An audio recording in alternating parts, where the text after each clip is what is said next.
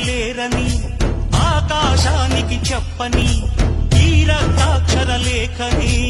ఇప్పుడే పంపని అన్నం పుణ్యం ఎరగని మా సీమకిరా రమ్మని ఆహ్వానం అందించని మెరిసే చూపుని తొలగింది ముప్పు అని నీలి వప్పు మనసారా నవ్వని చిరుజల్లు ముంపు మన ముంగిలంత ముత్యాలే చల్లని